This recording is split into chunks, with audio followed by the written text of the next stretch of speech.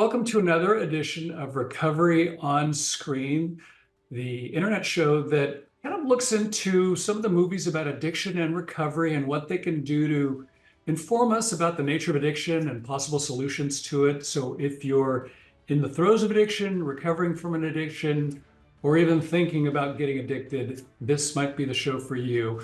The whole idea is that we use movies as a way to start rich conversations and deep self-analysis about the nature of what we're up against. And we all know what we're up against.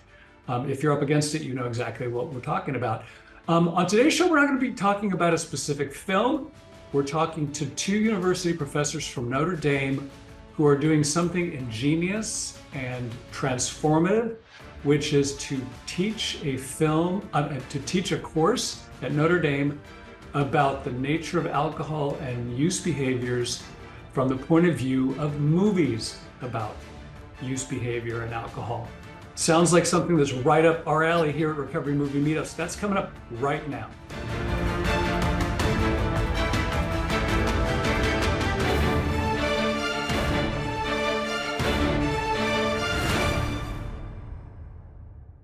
Hey, you guys. All right, so I'm here with Ted Mandell and Anre Venter, who are both university professors at Notre Dame University. And they've devised an ingenious course which has taken off and proven to be incredibly popular at Notre Dame. Why don't you guys tell our audience about this course? And of course, I love the title, Drunk on Film, because the first book that I wrote, which many of you watching this may have already purchased, is Addicted in Film. Now it's Drunk on Film. So I think we're like in the ballpark, right? Or is it Drunk in the Movies? No, you've got it right. Drunk on Film is actually film. right. Okay. Actually, So film and Drunk on Film. So we are basically sister. So I do think the subtitle is also very important. Right. Drunk on Film, the psychology of storytelling with alcohol and its effects on alcohol consumption is the actual full title. But our students refer to it as Drunk on Film, and most people do. Anre, I'll just give an overview and then you can jump in. So in 2020, we started this course with the idea of trying to figure out why college students binge drink the way that they do by presenting the narrative of alcohol as it's seen in film, as well as advertisement, social media. So we break that down and dissect it and allow students to kind of reflect on their own behaviors and contrast that with the characters that they see in films, what they've been shown when they were in junior high, you know, those teen films that they kind of are kind of teen classics, the films that they saw on sleepovers with their friends, and ask themselves, you know, why do you think that your level of drinking in college is somehow normal? And a lot of that has to do with the narratives that they've been seeing as in films as they've been, you know, growing up. I don't know, Anre, if you want to add to that. You know, the idea that does culture, you know, in some senses, is our culture a reflection of the movies, or the movies a reflection of the culture? I think those things go hand in hand. But what is it? And I mean, Ted said it well. The basic question we want them to start asking themselves is, why do I drink the way that I drink? Why, what, you know, and I think the movies, and we do start with, you know, there's a progression in the movies. We begin with the teen movies. We begin with the movies they would have seen in junior high, and then we progress up through into adult movies so that they can follow this narrative that they've been fed about alcohol and the role alcohol plays in our society. Mm-hmm. And it's very interesting. What I find is really amazing is that you're dealing with it on the front end. You're explaining why people use the way they do and how they potentially go down the road of irresponsible behavior and use and addiction, all the problems that go with it.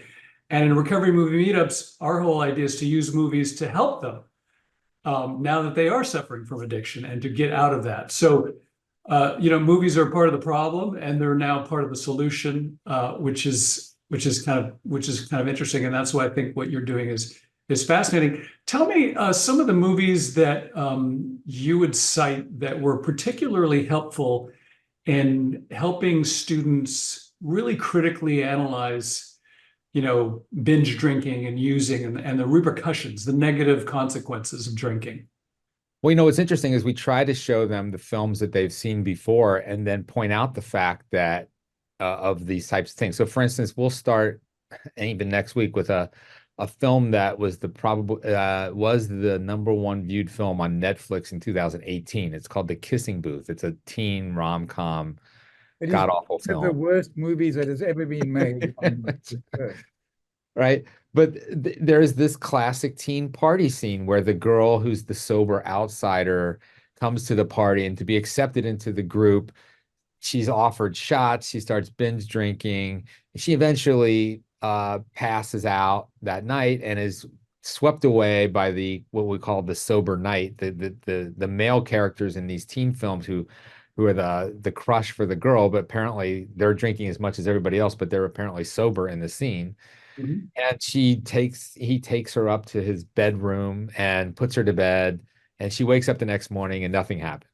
And it's this kind of narrative that's fed to a young, predominantly female audience in their 13, 14-year-olds. And we look at this and we ask them, hey, did you realize what's actually going on in this film if that were to play out in real life? And I think that's the first film where that the light bulb comes on. They're like, wait a minute, this is really dangerous behavior that I was, watching over and over again. I think a part of the film, the way we use films in the class, is it's a wake-up call, but they don't really think about the fact that what they're doing and the effects of what they're doing, they saw it previously as entertainment. Now they see it as problematic. Mhm. Because in movies, especially like those movies, things always work out well in the end. She gets her crush. The drinking led to a hangover. She didn't feel good, but nothing bad happened. And ultimately she gets her crush and it all works out well, right? And the point is, you can point to sexual assaults on college campuses. You can point to sexual assault.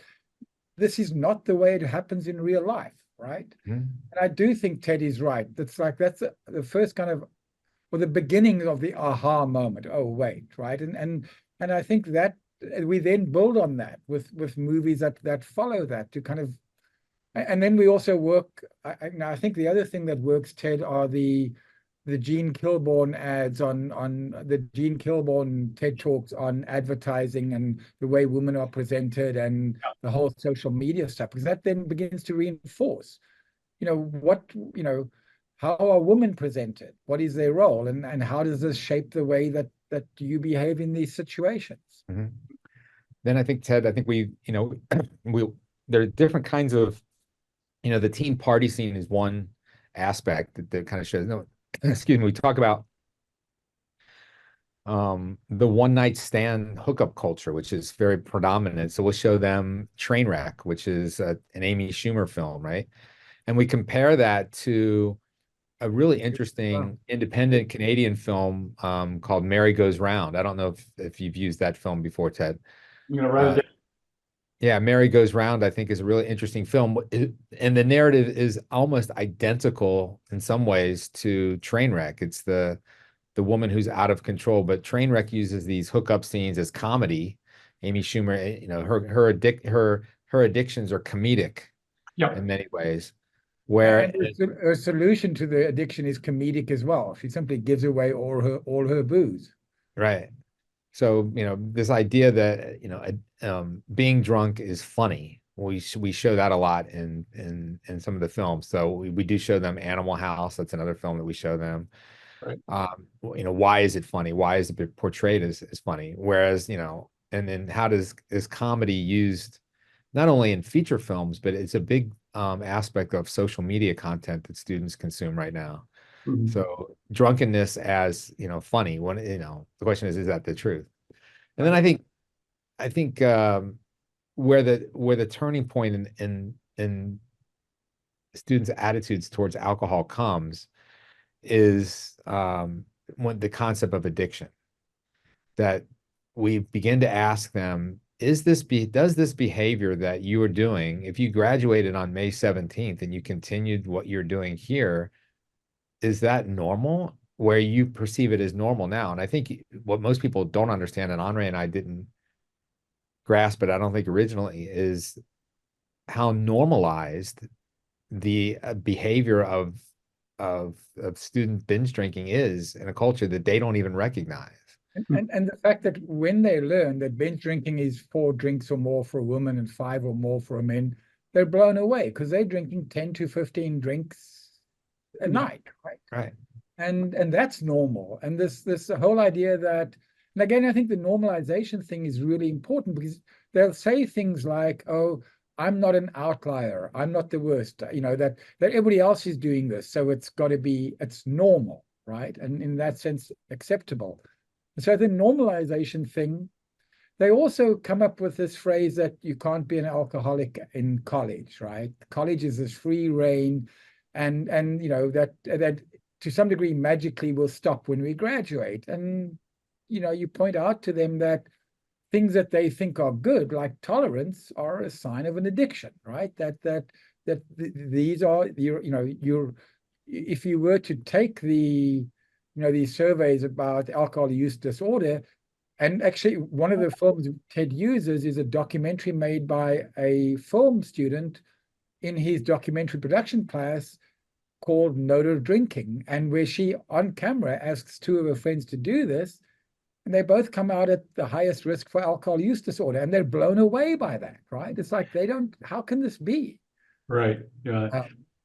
Terrific. And so tell me, give me a wrap up of, like, you've conducted a study, you've got some results, what are some of the kind of fun, tangible, documented or undocumented or anecdotal results of this class? I'm thinking that they've been quite positive and potentially could be helping young people or even potentially saving lives. Yeah, so we give a kind of a first day survey where we kind of ask students about the number of drinks that their friends have on a typical Friday. And every single semester, that number comes out to be 79%. You talk about statistics, 79% of our students on a typical Friday night, report that their friends binge drink. So I would assume, that's kind of like the culture, right? We get essentially about 11 to 12% of our students say that they're non-drinkers, and then about 79%, and then there's about a 10% number in there that say they have like 1 to 3 drinks. At the end of this, go ahead, sorry. We've had about 1,500 students total come through these classes, right? So we've got a fairly large data set there. And again, as Ted says, these percentages are so similar, so consistent. So, for example, a student last night was saying in class, and he's a non-drinker, he's a non-binge drinker, and he made the point that, he thinks the majority of students at Notre Dame are non-binge drinkers, right? Well, we can point to this data, unless the drunk on form class is drawing all the drunken the kids with addiction problems to our class. I don't think it is. His estimation doesn't gel with what we are finding, right? And that makes sense, because if you ask somebody to estimate the proportion of people who are like them, they compare themselves they think about their group and they use that group as their baseline, right? But the numbers are so consistent. I think the exact question is on a Friday night, are who you and your friends are drinking 4 or more or 5 or more, those 2 options together. I think the 5 or more comes at about 40%, and the other one comes out at about 30%, 30 odd percent. So combined, 79% of these kids' friends are drinking 4 or more drinks on a Friday night. And then I can tell you that's happening on the Saturday night as well. And in fact, probably the Thursday night, because Thursday is now the big party night as well.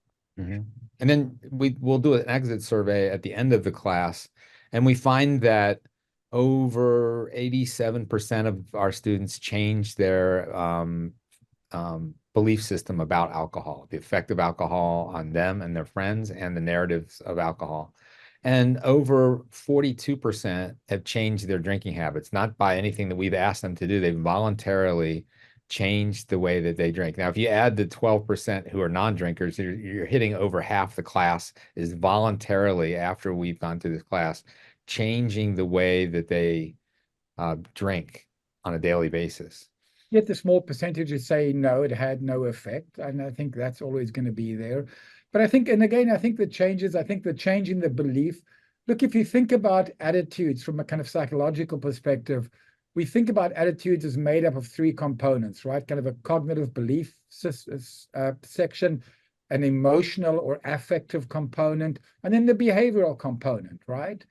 And the thing is, if you can begin to influence the belief and the affect, you can have an effect ultimately on the behavioral component, right? Whereas if you target only the behavioral component and you say you can't do this, that typically backfires because you're doing nothing but the beliefs and the emotions. So the class does seem to impact those components.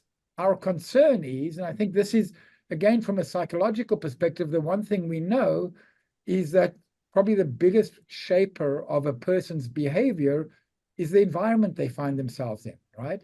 So you get them to think about it, you get them to feel this way, but then they come right back into an environment where drinking is just rampant all around them, right? And in some ways, from a perspective of really having an impact on changing things, you have to do something about the environment ultimately as well. You can't put an addict back into an environment where they're surrounded by alcohol and people are drinking, because chances are they're not going to last long, right?